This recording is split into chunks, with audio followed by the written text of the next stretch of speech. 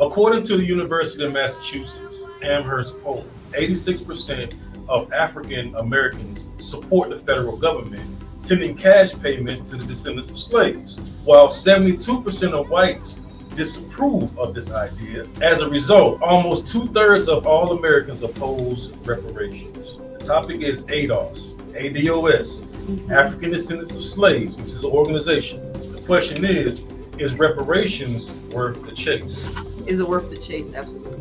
The slave trade, which was from 1525 to 1866. And those are our brothers and sisters that, of course, came over from the slave trade. They said approximately between 10 and 12 million slaves were kidnapped and brought over. About 15 to 25% of that number didn't make it from the community, from the motherland to this land, right? They estimated that over the entire slave trade and the slavery, about 5 million Africans have been murdered. It's always worth the chase because we have to get someone to take accountability for what's done. So, but that segues into this. So what about the 40 acres and a mule? Is that sufficient? No, that's no longer sufficient.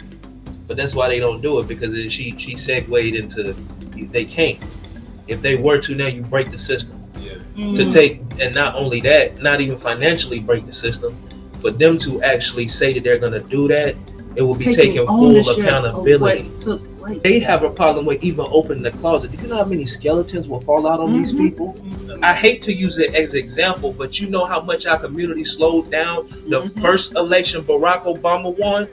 If you actually look back into history, and I asked this question about, is it worth the chase? Because if you go back into history, you'll know when the slave trade happened, Queen Elizabeth was behind that, the first. So when she stepped in and she started, I forgot the guy named Joseph something. He was he made ships and stuff. He came up with the idea. He was able to do the large ships. To have all the do the transaction. So he fed the idea of Queen Elizabeth first. When that took place, it became a transaction, right, between the shipper and the receiver. Now I'm in trucking, so I can use these terms. Okay, shipper and receiver. If we were still considered 3/4 of a man at that time, we were not actually people that had rights, equal rights as our counterparts, which means white people around, right? So if we were just considered property, chattel, slaves, right, property of somebody else, then between the transaction from shipper and receiver, the government for the United States isn't responsible for what takes place between that transaction.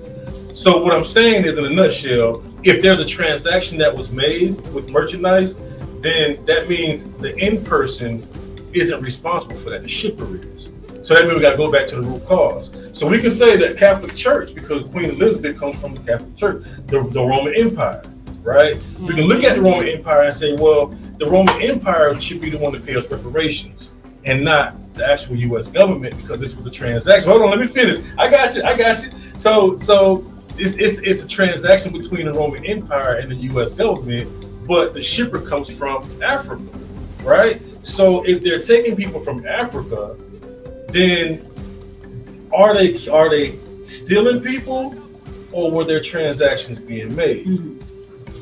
See what I'm saying? Go deeper. So and it goes deeper because I have information on people that actually were the merchants. Because I think that's cute. You want to let them finish. What he just said, that's how they took themselves in at night. Okay. That's how they took themselves in. That's how they wash their hands. I just made a business transaction. That's